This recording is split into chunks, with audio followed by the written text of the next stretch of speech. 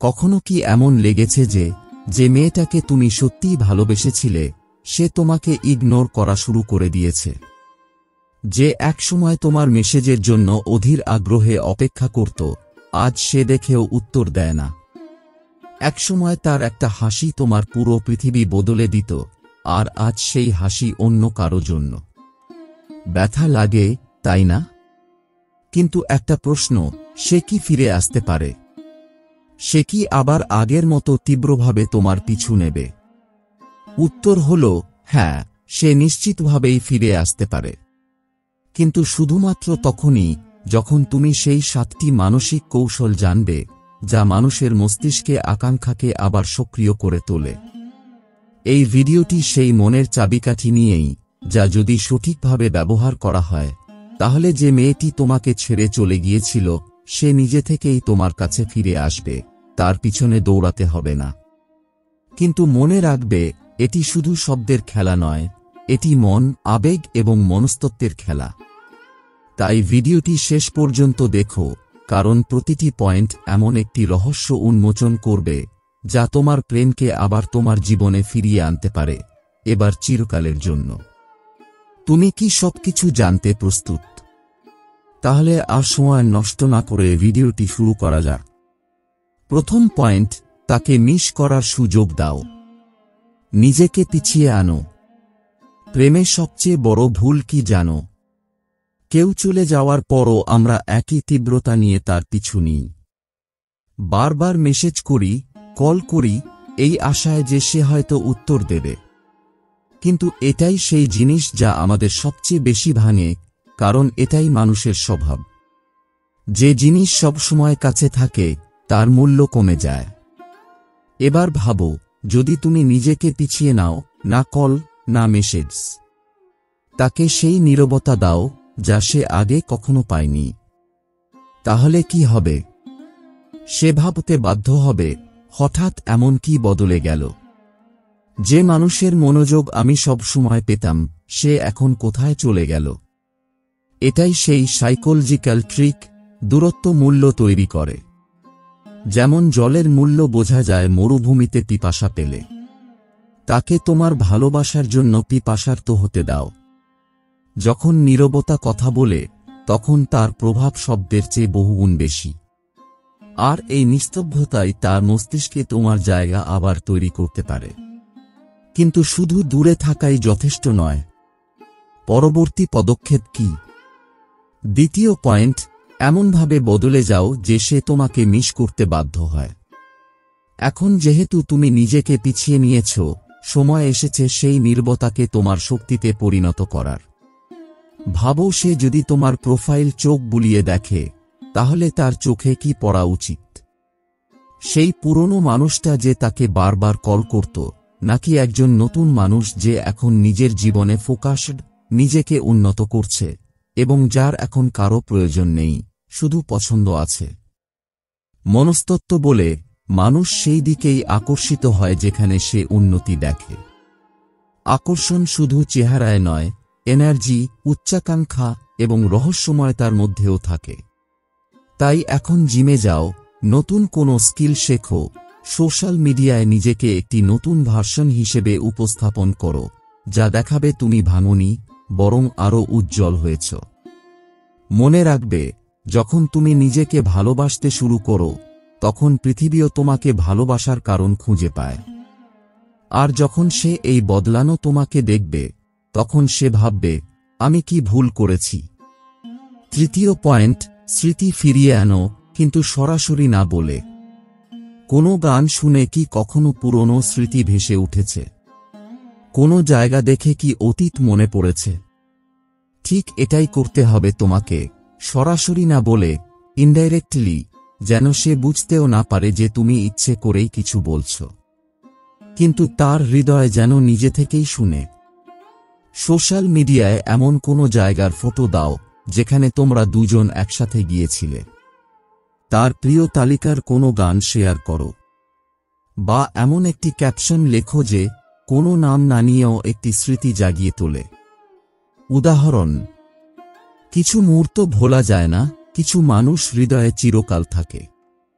এভাবে সে নিজেই সেই দিনগুলোর কথা ভাববে যখন তোমরা একসাথে ছিলে। কিন্তু শুধু স্মৃতি জাগালেই কি সে ফিরে আসবে? না। কখনো কখনো তোমাকে তার মধ্যে এমন আবেগ জাগাতে হবে যে তোমাকে ছাড়া সে নিজেকে অসম্পূর্ণ মনে করে। কিন্তু কিভাবে? সেটাই জানব পরের পয়েন্টে। এখন একটু ভাবো, যখন সে ওই পোস্টটি পড়বে, দেখবে বা শুনবে, তার মন নিজে থেকেই অতীতের দিকে ঘুরে যাবে। সে ভাবতে শুরু করবে, এটা কি আমার জন্য? সে কি এখনো আমাকে মনে রাখে? এটাই হলো সাইকোলজি, মেমোরিজ আর ইমোশনাল অ্যাঙ্কর্স। আর একবার যদি তুমি তার আবেগকে স্পর্শ করতে পারো, তাহলে চাইলেও সে তোমাকে ইগনোর করতে পারবে না। কিন্তু এখন প্রশ্ন হল, যখন তার স্মৃতি জেগে উঠবে, তখন পরবর্তী পদক্ষেপ কি হওয়া উচিত যাতে সে নিজে থেকেই তোমার কাছে ফিরে আসে? তাকে কি কন্ট্যাক্ট করতে হবে, নাকি এখনো দূরত্ব বজায় রাখতে হবে? পরের পয়েন্টে জানবে সেই সঠিক মুহূর্ত যা সবকিছু বদলে দিতে পারে। চতুর্থ পয়েন্ট, সঠিক সময়ে একটি সূক্ষ্ম সিগন্যাল পাঠাও। এখনো পর্যন্ত তুমি নিজেকে পিছিয়ে নিয়েছ, নিজেকে উন্নত করেছ, আর তার স্মৃতিগুলোকে ধীরে ধীরে জাগিয়ে তুলেছ। কিন্তু এখন প্রশ্ন হল, সরাসরি মেসেজ পাঠাবে? ফোন করে বলবে, আমি তোমাকে মিস করছি? না, একদমই না। কারণ সাইকোলজি বলে, যখন কেউ ইমোশনালি কনফিউজ থাকে, তখন ডাইরেক্ট অ্যাপ্রোচ তাকে ডিফেন্সিভ করে তোলে। তোমাকে এমন একটি সাবটল সিগন্যাল পাঠাতে হবে যা না অতটা স্পষ্ট, আবার না একদম চুপচাপ।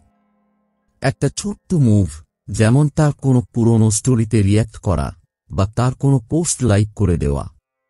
ব্যাস এটুকুই, যাতে তার ভেতরে একটা অস্থিরতা তৈরি হয়। সে ভাববে, এটা কি কাকতালীয়, নাকি সে এখনো আমার কথা ভাবছে? এটাই সেই মুহূর্ত যখন তুমি একটি নীরব স্পার্ক ছাড়ো, যা তার মনে হাজারো প্রশ্ন তৈরি করে। আর সেই প্রশ্নের মধ্য দিয়েই তুমি আবার তার মনে জায়গা করে নাও। সিগন্যাল হল একটি সাইলেন্ট রিমাইন্ডার যে তুমি এখনো আছ, কিন্তু এক নতুন রূপে। পঞ্চম পয়েন্ট, কনভারসেশনকে ইমোশনাল মিরর বানিয়ে দাও। এখন ধরো সে তোমার সিগন্যালের জবাব দিল, হয়তো একটা ছোট্ট হাই বা কোনো রিয়াকশন। তোমার হৃদয় দ্রুত স্পন্দিত হবে, কিন্তু আগের সেই ভুলটা আর করো না। না ডেসপারেট হওয়ার মতো, না ওভার এক্সাইটেড হওয়ার মতো। এবার তোমার টোনে থাকবে কনফিডেন্ট, সেই ভাইব যে বলে, আমি তোমাকে চেয়েছিলাম, কিন্তু এখন আমি তোমাকে ছাড়াও সম্পূর্ণ। কনভারসেশন শুরু করো রিল্যাক্সো, রিয়েল আর ম্যাচিউর ভাবে। তাকে জিজ্ঞাসা করো এমন প্রশ্ন যা তার অনুভূতিকে রিফ্লেক্ট করে, যেমন, তুমি কি কখনো ভেবে দেখেছ আমরা যদি আবার সেই জায়গায় যাই যেখানে প্রথমবার গিয়েছিলাম? এভাবে তুমি তার মনকে ইমোশনাল মিরর এ পরিণত করবে, যেখানে সে নিজের আবেগকেই তোমার মাধ্যমে দেখতে পাবে। আর এটাই তাকে আস্তে আস্তে ফিরিয়ে আনবে। এবার সে নিজেই বলবে, আমি তোমাকে আর হারাতে চাই না। পরের পয়েন্টে জানবে কিভাবে এই কানেকশনকে স্থায়ী করতে হয়, যাতে সে কখনোই আবার দূরে না যায়। শুধু হালকা স্মৃতির ঝলক দেখাও। যেমন, সময় কত বদলে যায়, কিছু জিনিস শুধু মনে থেকে যায়, বাইরে আসে না। এটি একটি ইমোশনাল মিরর যা তাকে তোমার সাথে কাটানো সেই সমস্ত অনুভূতি ফিরিয়ে আনবে। সে ভাববে, এই কি সেই মানুষ? এত শান্তভাবে কথা বলছে। এর কি এখন আমার দরকারও নেই। এটাই সেই মুহূর্ত যখন আকর্ষণ পুনর্জন্ম নেয়, তাড়া করে নয়, বরং ইমোশনাল ম্যাচুরিটি দেখিয়ে। আর মনে রেখো, তোমার টোনই তোমার জাদু। ষষ্ঠ পয়েন্ট, তার মনে ফোমো অর্থাৎ ফিয়ার অফ মিসিং আউট জাগিয়ে দাও। এখন যখন কথোপকথন শুরু হয়েছে, তোমার ভয়েসে শান্তি, চোখে আত্মবিশ্বাস আর কথায় পরিপক্কতা, তখনই সময় শেষ সাইকোলজিক্যাল কার্ড খেলার, যা তাকে ভাবাবে, আমি যদি একে হারাই, তাহলে অনেক কিছু হারাব। এটাই হলো ফোমো, ভালো কিছু মিস করার ভয়। তোমাকে দেখাতে হবে যে তোমার জীবন এখন সুখী, শান্তিপূর্ণ ও উন্নতিশীল। তুমি নতুন মানুষদের সাথে মিশছ, নতুন কিছু করছ, তোমার পৃথিবী এখন আগের চেয়েও সুন্দর, তাকে ছাড়াই। ইনস্টাগ্রাম স্টোরি, কোনো ক্যাফেতে একা বসে থাকার ছবি, রিল্যাক্স এক্সপ্রেশন, শান্ত ভাইব। নতুন শহরে ট্রিপের ফটো, ক্যাপশনে কখনো কখনো নিজের সাথে সময় কাটানোই সবচেয়ে সুন্দর। যে মেয়েটা ভাবত সে তোমার পুরো দুনিয়া, সে হঠাৎ বুঝবে ওর জীবন তো আমার ছাড়াই চলছে। এটাই সবচেয়ে ব্যথাদায়ক রিয়ালাইজেশন, যখন কেউ বুঝে তাকে ছাড়াও তুমি খুশি। এই মুহূর্তেই তার মনে অস্থিরতা জন্মাবে। সে ভাববে, আমি কি ভুল ছিলাম? আমি কি এমন কিছু হারালাম যা ফিরে পাব না?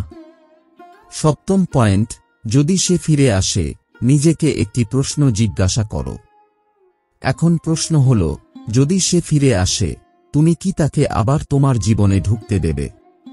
আগের ভুল আবার করবে, নাকি এবার আত্মসম্মানকে প্রথম স্থান দেবে?